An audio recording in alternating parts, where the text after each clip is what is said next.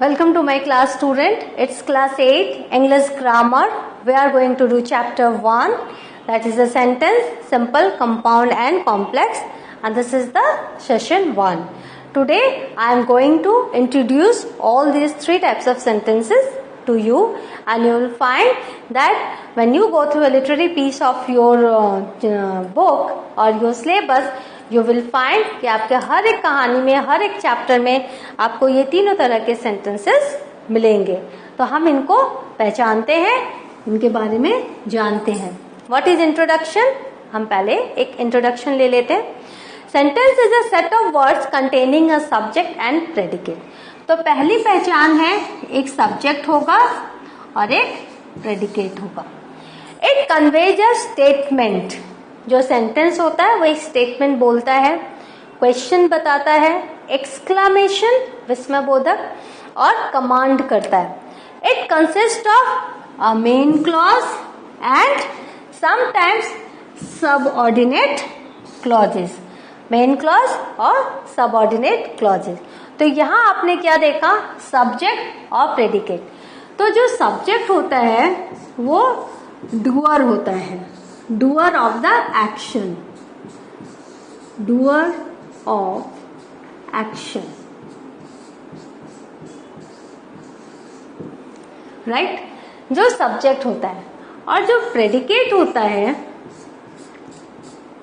जो प्रेडिकेट है वो वर्ब के बाद का, यहां पे नीचे लिखती हूं, after verb till end is predicate. predicate क्या होता है?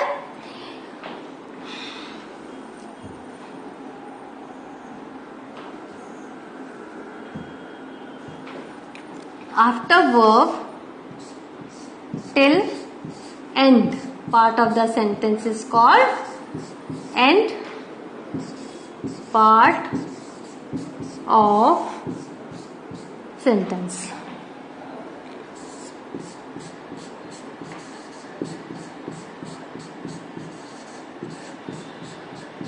तो सब्जेक्ट हमने देखा doer of action, predicate, after verb. तो आपको पहले वर्ब फाइंड आउट करना है और अंत तक वो जो होगा वो प्रेडिकेट होगा. फिर आपने देखा main clause and subordinate clause. तो क्लॉज क्या होता है? ये जो क्लॉज होता है ये स्मॉलेस्ट यूनिट ऑफ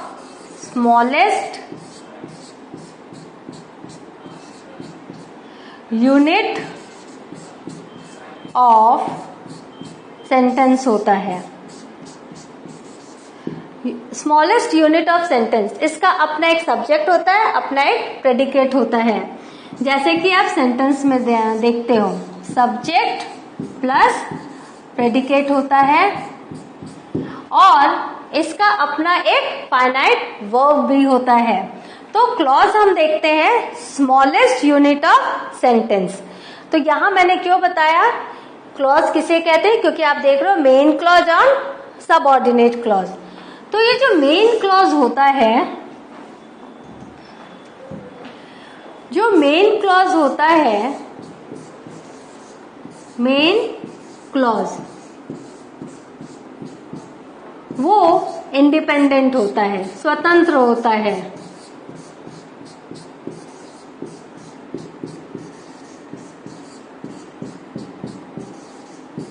जो मेन क्लॉज होता है वो इंडिपेंडेंट होता है, स्वतंत्र होता है.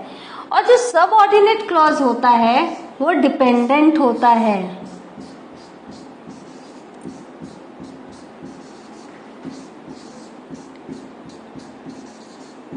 वो डिपेंडेंट होता है. तो आप देखोगे सेंटेंस में जब वो स्टेटमेंट, क्वेश्चन, एक्सक्लेमेशन और कमांड करते हैं तो मेन क्लॉज होता है, कभी कभी सबऑर्डिनेट क्लॉज होता है. मूव करती हूँ, कितने तरह के सेंटेंसेस होते हैं अब आप देखो.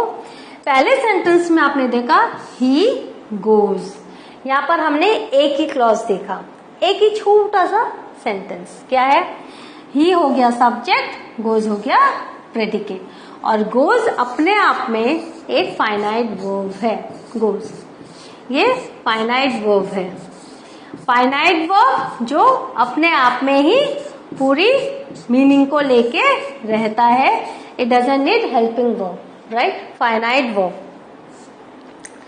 देखो गोज अपने आप में तैयार है, इसका मतलब सेंस पता वह जाता है। सेकेंड आप देखो ही गोज व्हेन आई कम। तो आप देखो ये व्हेन आई कम एक सबऑर्डिनेट क्लॉज है, क्योंकि ये डिपेंडेंट है मेन क्लॉज में। ये हो गया आपका मेन क्लॉज, ये हो गया आपका सबऑर्डिनेट क्लॉज। दो क्लॉजेस हो गए। सबऑर्डिनेट क्लॉज जो कि हमने बताया dependent clause on the main clause, and main clause is independent, एकदम स्वतंत्र। यहां देखो आप ही गोज आई कम, ये दो, this is two clauses. He goes अपने आप में कंप्लीट है, आई कम अपने आप में कंप्लीट है। हमने उसको एंड से जोड़ दिया। जब हम दो क्लॉजेस को किसी भी कंजंक्शन या ज्वाइनिंग वर्ड्स के साथ जोड़ते हैं तो उसको हम क्या कहते हैं? हम उसको कंपाउंड सेंटेंसेस कहते हैं। मैं आपको बताती रहूंगी आगे।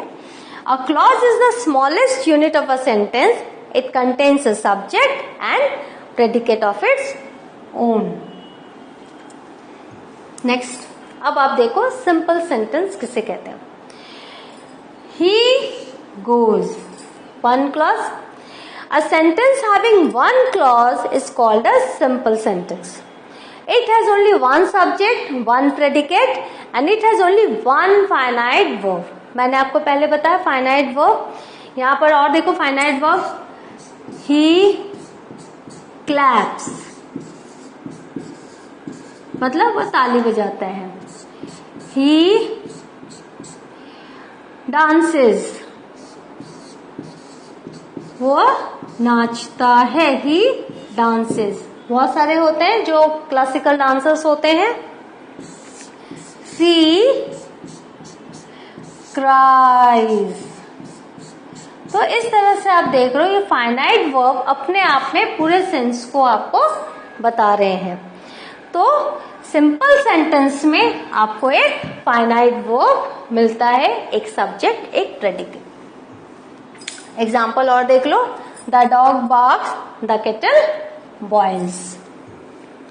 Birds live in nest. अब बर्ड्स हो गया आपका सब्जेक्ट, लिव इन नेस्ट हो गया आपका प्रेडिकेट। आपने लिव को देखा, लिव वर्ब है, तो verb plus and, till and, ये पूरा हमारा प्रेडिकेट हो गया। मैंने पहले एक स्लाइड में आपको बताया। यहाँ चिल्ड्रेन आर सिंगिंग, ये चिल्ड्रन आर सिंगिंग कौन से टाइप का सेंटेंस है? ये आपका प्रेजेंट प्रोग्रेसिव है। प्रेजेंट प्रोग्रेसिव है।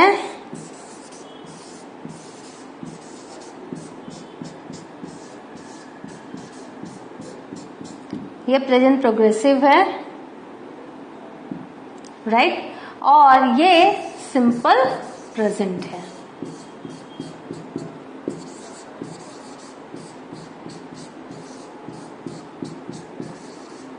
ये आपका सिंपल प्रेजेंट है और ये प्रेजेंट प्रोग्रेसिव है। ठीक है, ठीक है। नेक्स्ट हम मूव करते हैं कॉम्प्लेक्स सेंटेंस में। अभी आपने सिंपल सेंटेंस देखा, अब complex sentence. He goes when I come. तो यहाँ पर आप क्या देख रहे हो? टू क्लॉजेस देख रहे हो, परंतु यहाँ पर एक मेन क्लॉज है, एक सबऑर्डिनेट क्लॉज है। तो a sentence having one main clause and at least one subordinate or dependent clause is called a complex sentence. तो आपको ये देखना होगा कि जो when I come अपने आप में एक अधूरा सा सेंटेंस है। when I come ये अपने आप में अधूरा है, लेकिन जब हम इसको he goes वो कब जाता है? जब मैं आता हूं। तो इस तरह से when I come क्या है? डिपेंडेंट हो गया he goes पर। तो इस तरह से कॉम्प्लेक्स सेंटेंस में आपको एक मेन क्लॉज मिलेगा और एक सबऑर्डिनेट क्लॉज मिलेगा।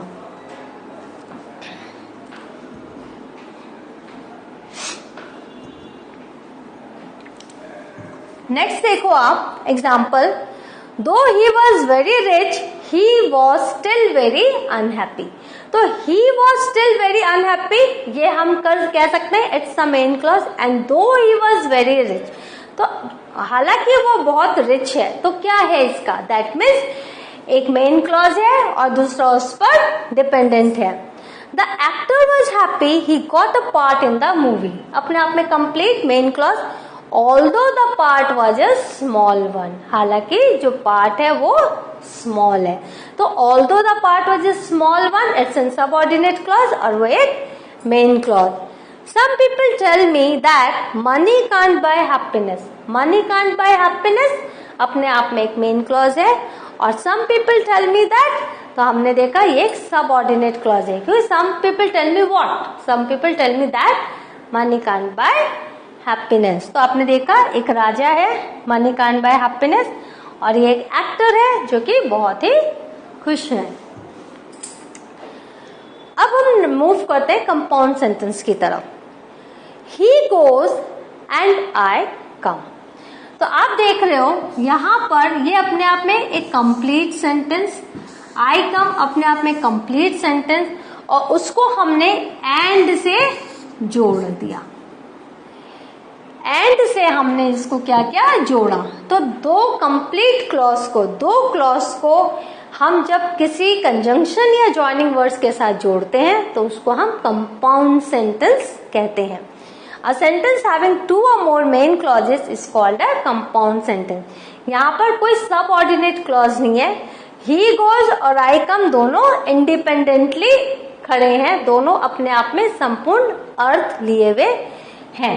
तो आपने देखा होगा बहुत बार कई एक सेंटेंसेस ऐसे आते हैं, she dances कॉमा या she dances full stop, she sings full stop, she acts in theater full stop। तो इस तरह से अपने आप में कंप्लीट क्लॉजेस आते रहे हैं, तो जॉइनिंग वर्ड्स के साथ हम क्या करते हैं, हम इनको जोड़ते हैं।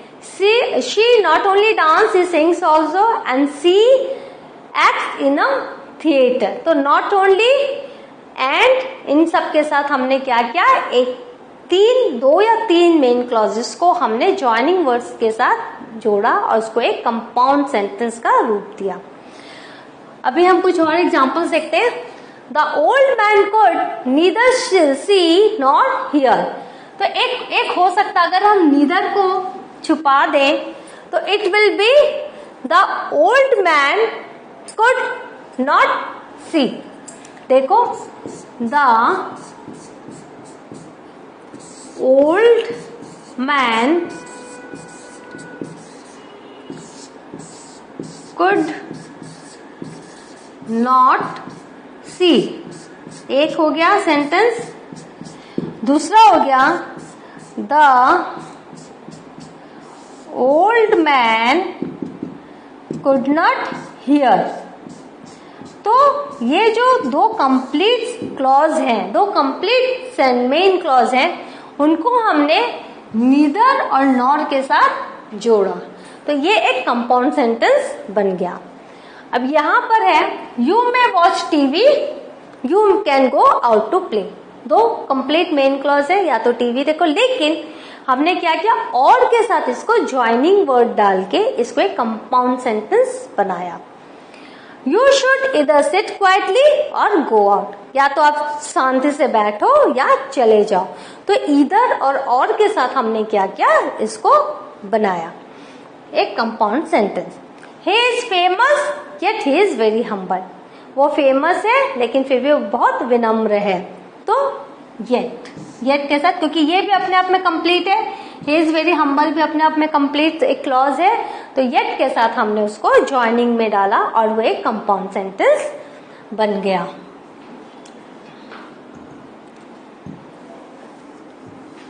तो आज हमने क्या सीखा, आज हमने सेंटेंस सीखा, हमने क्लॉज जाना, सब्जेक्ट और प्रेडिकेट देखा, हमने simple, compound and complex sentences जाने। तो आप अभी जो होमवर्क है आपका वो यही है कि जब आप कुछ भी स्टोरी या कुछ भी पढ़ो, एक पैराग्राफ पढ़ो या कोई भी एसे पढ़ो, तो आप उसमें इन तीनों तरह के सेंटेंसेस को ढूंढने की कोशिश करो। जब आप ये तीनों तरह के सेंटेंसेस ढूंढ लेंगे तो आपको यह लेसन बिल्कुल अच्छे से प्रैक्टिस हो जाएगी। तब तक के लिए आगे और रिवीजन करने के लिए मैं आपको समय देती हूँ। नेक्स्ट क्लास में हम इसी चैप्टर का कुछ और भी सीखेंगे। तब तक के लिए आप प्रैक्टिस करिए and take a good revision and good bye. Thank you.